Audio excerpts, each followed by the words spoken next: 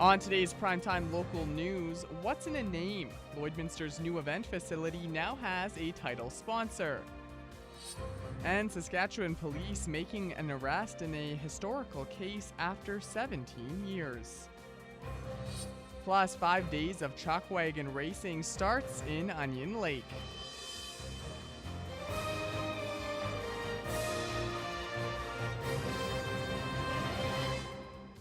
Prime time local news, serving the Lakeland and Midwest regions.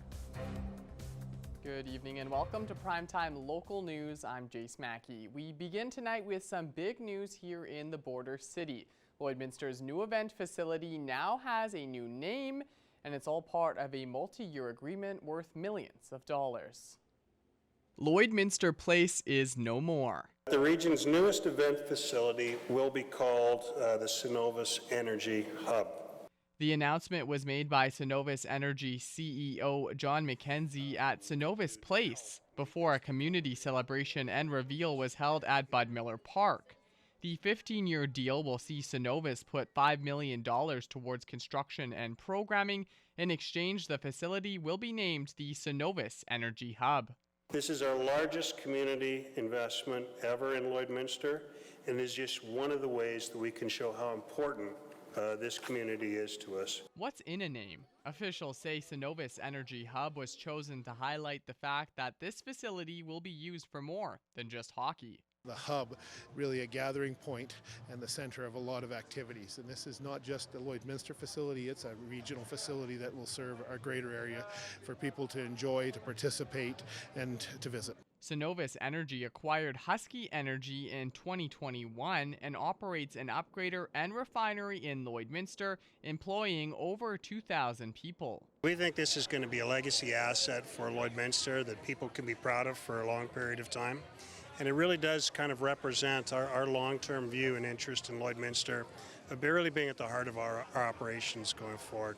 Once completed, the facility will include multiple ice surfaces capable of hosting large-scale tournaments and concerts, with plans for slow-pitch diamonds on site. The chair of the fundraising committee says this partnership is very exciting. This was beyond our expectations. It's amazing to have a sponsor start us to this level. One amenity that won't be part of this facility is a pool. Mayor Albers says while the city does need more pool space, the arena is a higher priority. The pool we have is in great condition, but just a little bit of capacity challenges because our city continues to grow. So I can tell you, City Council got the message very clear. This is needed. What's following? Chances are you'll likely be talking to the next council after 2024 about the needs of the city, and the swimming pool, I'm sure, will be on that list. Fundraising for the project will continue to ramp up while the city lobbies Alberta for funding. The governments of Canada and Saskatchewan are jointly putting $33 million into the project. Construction will start later this year, with the building being in operation by the winter of 2025.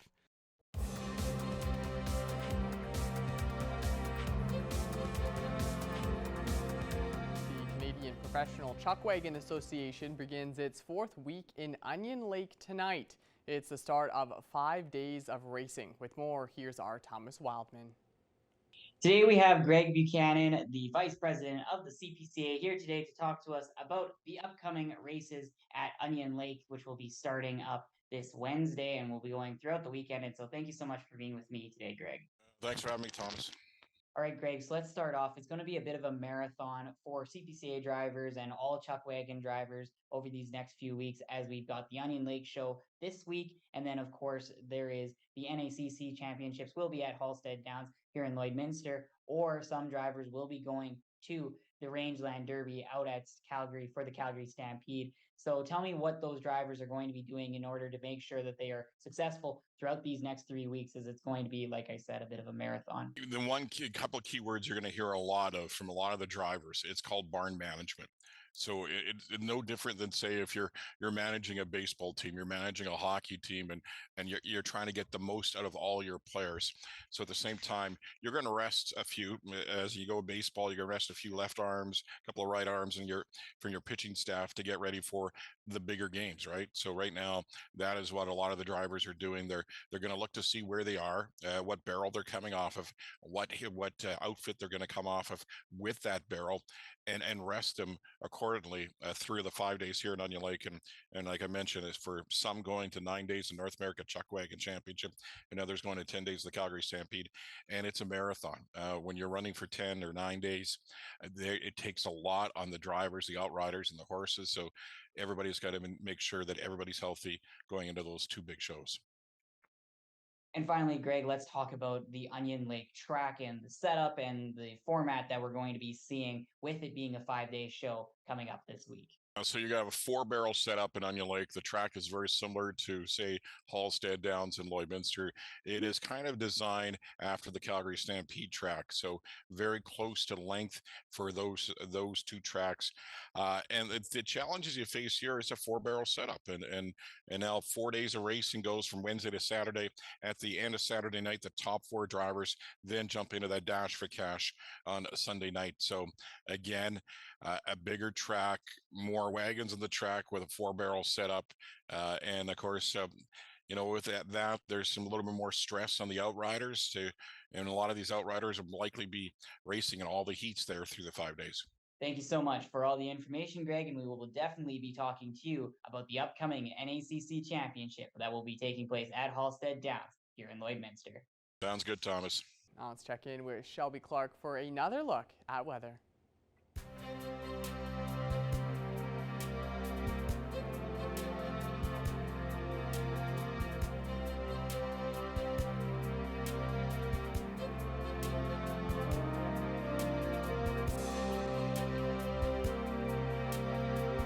Thanks so much again there, Mr. Jason Mackey. Yes, now taking an extended look at your weather forecast, we'll be starting off with our central zone of the provinces, and we are starting to warm up even more and more as we go on through the week, which we definitely expected. We aren't seeing those mid-20s anymore. We are in some spots, but we're even getting closer to that 30-degree mark on our Alberta side. We have 27 up in Athabasca, while most spots are just around 25 and 26 degrees, and then over in Jasper, huge switch up now at 28, so they are just a couple digits off from that 30-degree mark, so quite warm indeed. Going over to our Saskatchewan side, they are looking slightly cooler compared to Alberta side, as they are seeing those mid-20s, but some are slightly even cooler. But for the most part, they are seeing past that 20-degree mark, so still looking warm. Melfort is seeing the coolest condition, just at 21. Then we have 23 in both Prince Albert and down in Saskatoon, and then looking at 24, 25 for Meadow Lake and North Battleford. So still seeing some nice temperatures on our Saskatchewan side. Now going over to our northern zone, they have warmed it up quite a bit, and they're even looking slightly warmer compared to our central zone on our Saskatchewan side, except for down in Flin Flon, as they are just sitting at 19 degrees, so they have been cooling down quite a bit as we have started off this week. We are looking at 23 and 24 for Wollaston Lake and South End, while it is 25 in both Loche and Buffalo Narrows, as they are just at those mid-20s. And going a bit higher up, they are starting to see some scorchers with 27 and 28 in Uranium City and Stony Rapids. So they are warming up just like the rest of us, as we are definitely going to be reaching those 30-degree marks in most of these spots. Going over to Alberta side here in our northern zone, we are seeing the warmest conditions yet for this week, as we have been looking. 28 degrees seems to be the most common temperature in most spots, with Fort Chipewyan and over in Peace River and down in Grand Prairie. Then we have high level that is now just hitting 30 degrees. Got that scorcher right there. And then Fort McMurray, Slave Lake, 24 and 26. So we have been warming up quite a bit in our northern zone indeed, as they are probably seeing the warmest conditions yet. Going over to our southern zone, they have warmed it up as well, which we kind of expected, especially with Lethbridge and Medicine Hat, as they have been getting closer to that 30-degree mark. Now both just sitting at 28 degrees. We're looking at 26 in Calgary and Coronation, as they have been kind of hanging around those mid-20s for a while now during this week. And over in Banff, they are now officially hitting that 20-degree mark. Banff has been cooling down quite a bit, hitting still at those teens, seeing between 16 to 19 degrees. But now they are starting to warm it up and trying to match with us more in these warmer conditions. So hopefully they will be keeping up that warm track, especially after getting those crazy conditions later on last week when they got that snow dump. Going back over to our Saskatchewan side in our southern zone, they are still matching with those temperatures that they have been seeing throughout the week in those mid-20s. Usually we would maybe expect them to slightly get closer to that 30-degree mark, but it seems that they have been ranging from between 24 to 26. We have 25 with Swift Current and over in Regina, while it is 26 in most of these areas. And over in Yorkton, they are looking slightly cooler, but still quite warm, just at 23. But now as you look at some overnight evening lows on this list in our surrounding area, we will be looking at a very warm evening for most of these spots, expecting those double digits to continue on for our evening low temperatures. A low of 11 that Paradise Hill can expect tonight, a low of 12 that Provost and Meadow Lake will be expecting tonight, and a low of 14 to 15 Bonnyville and Isla Cross will be seeing tonight. So we do have some very warm temperatures expecting in our surrounding area for our evening. So please make sure if you have AC, probably want to start using it, because we probably will be seeing some warm temperatures for our evening lows later on as we go on through our summer season. And for the most part, all these areas will be expecting a clear and calm night. They won't be seeing any high chances of precipitation, unfortunately. I know we all were kind of hoping to get some more rainfall to really help balance out this dry heat, but hopefully we will be seeing that as we go on later on through our weekend. And now skipping on through to our hourly forecast for our Thursday here in the Border City, we are going to be having that scorcher for tomorrow, so be prepared. Right off in the morning, we'll be hitting around 22 and then hitting 28 degrees for our daytime high, so just a couple degrees off from that 30-degree mark. So please make sure you got that water ready and that sunscreen, because you will be needing it, because as we pass by to our Friday, 29 degrees, and that will continue on. But hopefully we will be getting some rainfall for a long weekend to kind of help balance out some of these scorchers that are coming ahead. That's all I have for now. RJ Smacky, we'll have our news coming up after the break.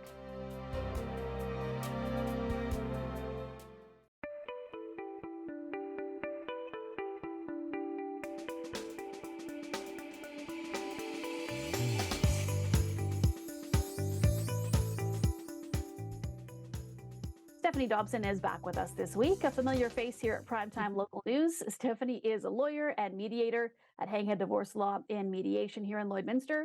Stephanie, thanks for joining us once again. Thanks for having me again, Stacey, as always. Well, we're continuing talking about resilience when going through divorce, because it is a very tough time going through divorce and separation. And you see clients all the time, and we have viewers that ask you questions. And so we're kind of going to compact this and try and get through as many as we can. So let's start out by the most common question, which is basically, if you're separating, what type of a professional should you be looking to hire? Well, when the first thing I want to address in this particular question is what I call the cause and effect nature of this question. So sometimes what happens is when people are first separating or divorcing, they automatically assume I'm separating, therefore I need to hire a lawyer and I need to do it right away. And what I want to do is to expand our viewers' frame of reference a little bit as to the types of professionals that they can hire, because that really is going to matter. And so every time I have what I call my 5-minute call with my clients, which is before they have a consultation, just, hey, you've called our office, what are you looking for? I really try to focus on process and what are you looking for? So you can hire, and 2 examples are a lawyer and you can hire a mediator. And even within the realm of the context, I suppose, of lawyers, there's different types of lawyers. So some lawyers will focus more on using the court process to help you to get to resolution, and other lawyers will help you focus on staying out of the court system. So in the case of my firm, Henka Divorce Law and Mediation, all of our services are out of court negotiation process. So that's the first thing that my assistant will tell you as when you call in, and that I'll tell you. So our services, of course, are right for some families and not right for others. So then the question of when do you hire that divorce professional really depends on your situation. My recommendation is the sooner that you get in to meet with someone, to start working through what might be going through your mind, some of your initial questions, the better. Separation and divorce, as you said, Stacey, is a very foreign world to a lot of people. And so if you can get some professional guidance to start to be informed and empowered, even before you need to start making that decision on whether you need to hire that divorce professional or not, they can start helping you to wrap things around in your mind. Well, and another common question that you get and that we've gotten here is, do I have to go to court? I think there's a misnomer that people think no matter what, they have to go to court, but that's not the case, correct? Well, that's right. And that sort of leads off from our last FAQ because, as I mentioned, in our firm, we have a completely out of court practice. And so, that said, there's some people that when I say that, their answer is, well, that's great. That's perfect because I don't want to go to court. So I then have to carry on and say, well, it's not just whether you want to go to court or not. Sometimes it is your situation appropriate to stay out of the court system. So there's two reasons why you would for sure need to go to court. One is to help you to get a judge to help you to arrive at resolution. So you and your ex cannot agree on certain things, whether it's, you've used a mediator, you've used lawyers, and you simply just cannot agree, or there's some unreasonability perhaps on part of one or both parties, you may need to go to court to get help. And a judge will then rule on that particular topic. The other one is to file your paperwork at the end of your separation. So you've resolved all of your issues, and now we want to actually get that capital D divorce. That's the thing that allows you to remarry. It causes you to no longer be legally wed and no longer spouses. So in that case, we call it a desk divorce. So you don't actually have to go physically to court. Your lawyer doesn't even have to go to court. You just simply have to file the paperwork, and there's even email and online portals to do that now. Well, and we are in a unique situation here in Lloydminster, Stephanie, because of the Alberta-Saskatchewan situation. So how does that affect things, the difference between if you are living on the Alberta side or Saskatchewan? Well, for any lawyer is going to ask the question of all their clients, or where are you based out of, where do you live? But in particular for Lloydminster lawyers, that's always one of the very first questions that we ask, because of course I say to my clients, I either have to put on my Alberta brain or my Saskatchewan brain.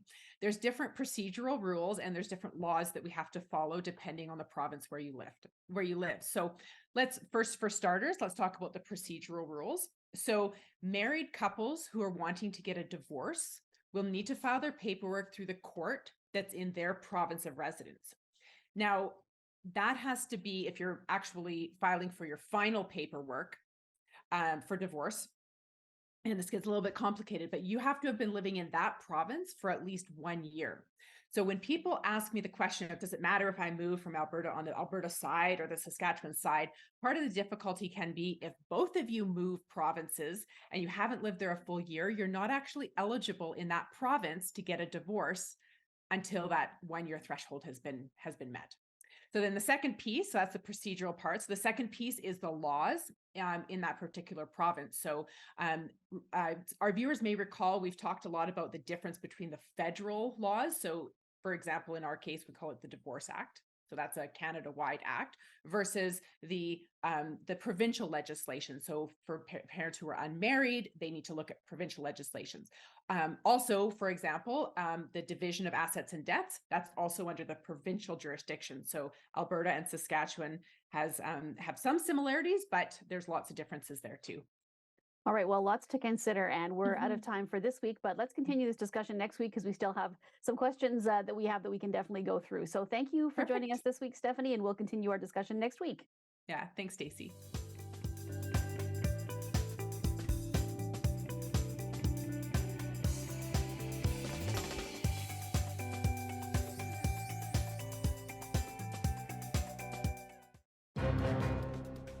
Furniture set and design supplied by Furniture Gallery, downtown Lloydminster.